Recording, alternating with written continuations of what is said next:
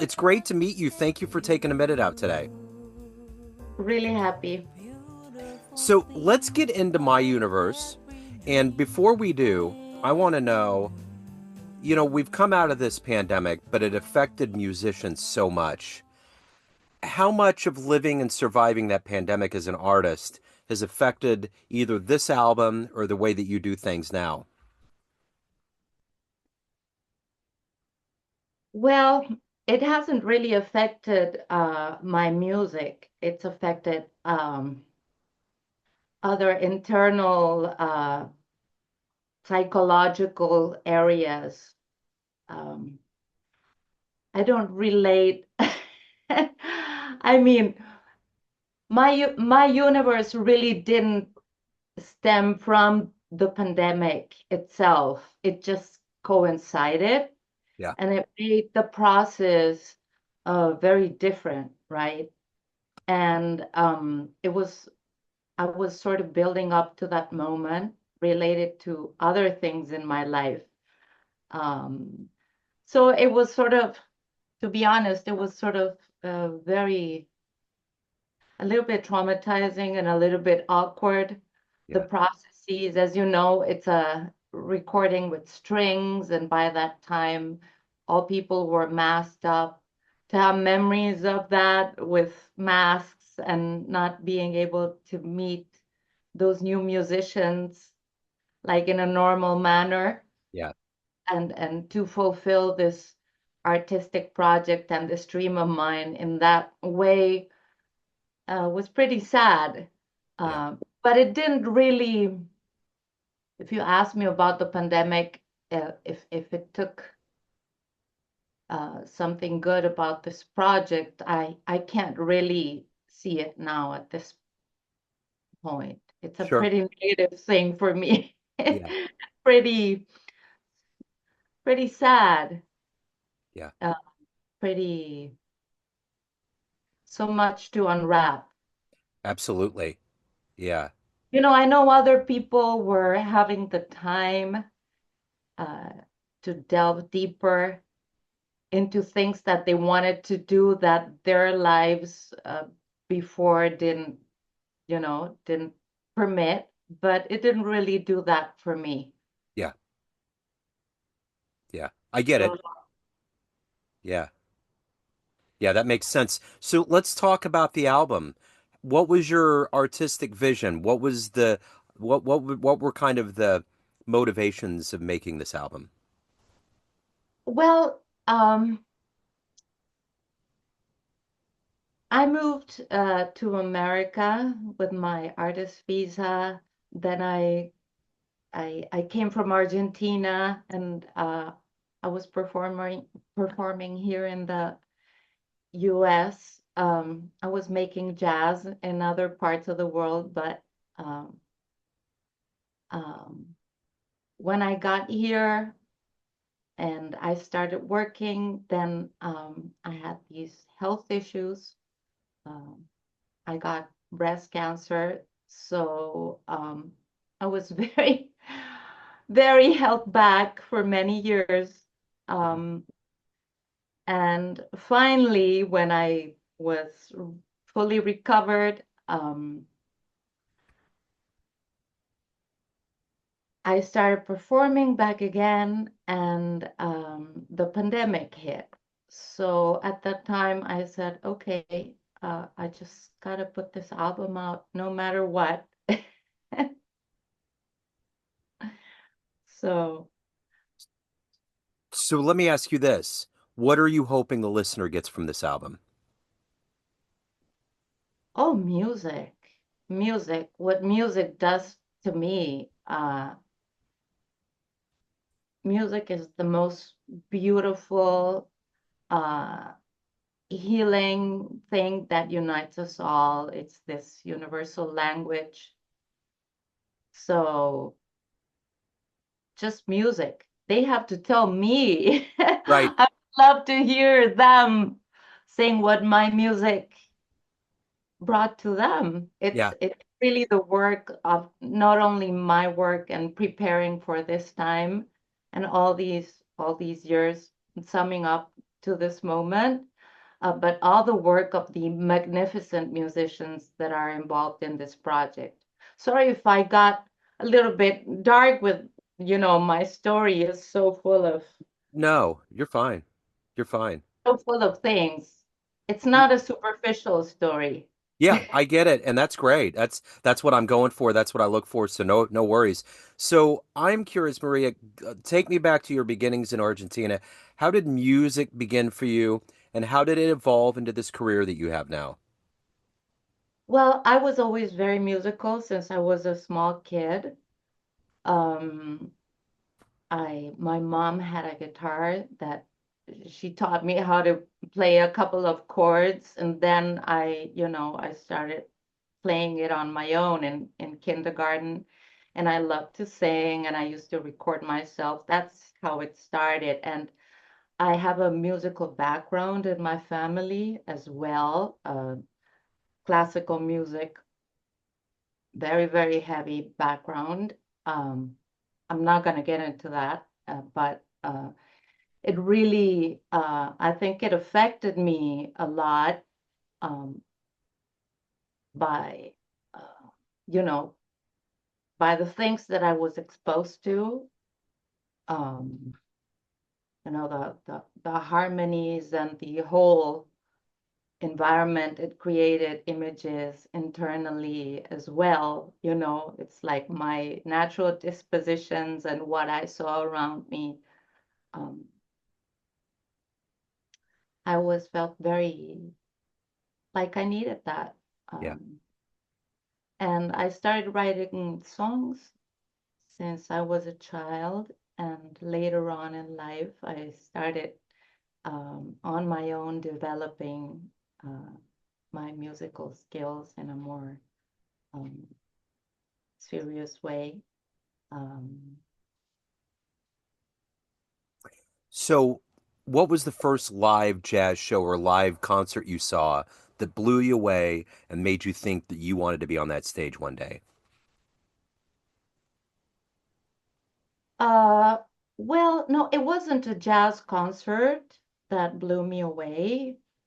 Um, I always, it's hard to say why you feel affinity for a certain kind of music.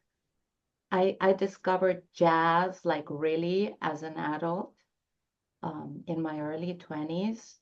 And I just felt it inside of me. It's like when you fall in love, you know, why do you fall in love? You can rationalize, but not really.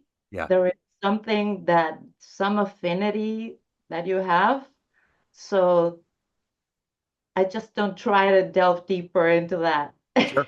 I understand. I just feel it. Yeah, I just feel it. And even though I sing many, many things and I can, you know, write different styles of songs and things that I have done in the past. Um, I always come back to my first love. yeah, yeah. So let me ask you this: was it always a dream of yours to come to America? What kind of made you come here? Well, I wanted to come since my early 20s, right? I used to come here to America since I was a small child.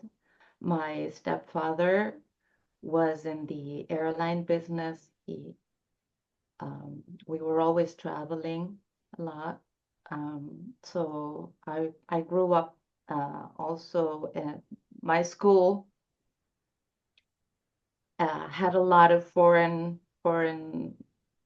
kids, like some daughters of ambassadors and diplomats and all that. So I was very open to international whatever it was. They spoke in my home. My stepfather spoke to me in English, and we used to come here to America all the time, and I just loved it. And then as a musician and jazz lover, it was natural to want to make music here and to grow. It's sort of a different process of developing as an artist. uh, if you're somewhere else, it's sort of like one thing is to be a fish in the real ocean, and another thing is to be a fish in somebody's fishbowl. Yeah. Yeah. I get it. My metaphors. Yeah. I like it. Yeah, well, the real thing is here. Yeah. So to grow and to absorb that, and I feel in my evolution, there is so much you can do somewhere else. Yeah. Yeah. So let me ask you this. What do you love the best about being a professional musician? What gets you up every day? What motivates you? Well, it's inside of me. I just feel I need to do it. It's sort of, I feel like I'm alive. I'm really myself. I'm making music. I could do a lot of things because I have many different facets to me, that things that I love to do. But I feel music gives me life. And when I perform, I always think about that. What am I doing? I'm I'm I'm trying to connect to people, and that's what I feel very strongly I have to do. Like, if they can feel a little bit of what I feel with music, then I feel I'm accomplishing my mission as a singer, like uniting myself uh, with other people, that might get a moment of distraction, or you know feeling the intensity of this music of Yeah. chords, or Yeah. So I'm curious, being diagnosed with breast cancer and going through that, what did that do to you? How did that change the way that you live your life and approach the bandstand and even approach the studio? Were there big changes? well, absolutely, absolutely. Let me unwrap it. One of the main things is, for me, cancer, and going through that process of almost dying, but not. I sort of like shed shed many layers that separated me from, it's like, and you have like a new skin after that. You literally undo, burn off, and come back. Yeah. And that new you is like very aware of your presence on this earth each day. So you're not in your own, like, oh, you know, in your own fears of exposing yourself, or you know that, okay, you have today, this is what is in front of you, and you can't delay it because of uh, insecurities. You got to work. You're aware of time and of opportunities. So each time I go on stage, or if I'm recording, I really want to put my best, Yeah. uh, as if it were, I leave all my baggage behind and just go do what I need to do. So um, it is beautiful. Yeah. Art is beautiful. That to be able to really be present. There was a singer in Kansas City by the name of Molly Hammer, and I talked to her when her cancer went to remission. And I will never forget asking her, what was the big revelation? And she said yes all the time. Like she used to kind of be like, yeah, I don't know about that gig or certain things, but she said she just became a yes person. And that was the big thing for her. And I'll never forget that. Yes, yes. You know? I mean, I'm saying yes as well. yeah. So let me ask you this. Why do you love this art form that we call jazz? Oh, well, I was telling you, I don't rationalize it. I am a very rational person, but there I leave certain things, it's sort of it's a mystery. Like why do you fall in love with somebody? There's things that you just feel and you can't explain. Why do you love chocolate Right. and not vanilla? Right. You you know what's interesting about that notion is that people will ask me sometimes, "Are you a musician?" And I'm like, "No." And it's because I don't want to feel it that way. I want to look at this music and all music from a place of wonder and not knowing it. I don't want to see the notes. I don't want to go to a show and be like, well, that amp is this or that bridge should have been that or the rhythm. It's like I want to go in and literally let this ambiguous cerebral wave just wash over me. And I've delved into a lot of hard things in this reality. I'm a visual artist and there's a lot of things that I get into. I don't want to do that to music. I want it to be this mysterious orb that may have fell out of a spaceship at one point, and we all just get to marvel at it, but we don't have to know the etymology of it all. Yeah. You know? And that's Yeah, kind of what you're I saying love about, your I love your background, by the way. oh, thank you. Thank you. I appreciate it. And I think that's what you're saying about jazz. Like I totally agree. I remember the first time listening to Kind of Blue. It was this warm analog glow that just made me want more, but you can't quite put your finger on why it raises your endorphin levels and gives your adrenal glands a kick. It's like there's just this feeling that courses through you, you know? Yes. So let's get the adrenal glands going here. I'm curious if if we get off this call, a time machine pulls up in front of your house, and you can go anywhere in the history of jazz and see one performance. Where are you going?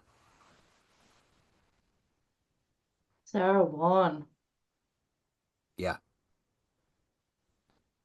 yeah, I would love to meet yeah. her. Oh my God, if I could meet her. So I'm I good gotta, at dreaming. So you the what? moment you said, I'm good at dreaming. Yeah, right. So the moment you said that, I just got so excited. You know, I got a quick Sarah Vaughan story. I interviewed Michelle Coltrane, the daughter of John and Alice, and she was talking about moving from the East Coast to the West Coast. And when she got to LA, her mom was really good friends with Sarah Vaughan, and she just talked about seeing Sarah Vaughan riding a bike going by her. And I will never get that image out of my head of seeing Sarah Vaughan in the LA sunshine riding her bicycle. It's one of the greatest Norman Rockwell moments my brain can grab onto. It was so cool. Yes, totally. Yes. Well, I worked with Frank Collette, Yeah. and he used to tell me all the things about Sarah, and I was so like, at least, I felt a little bit closer to her. Yeah. Yeah. So let me ask you this. If anyone wants to catch you live or pick up this album, how can they do that? Oh my God, yes. Okay, so if you're in LA, we'll be doing the album release party at Vibrato March 23rd.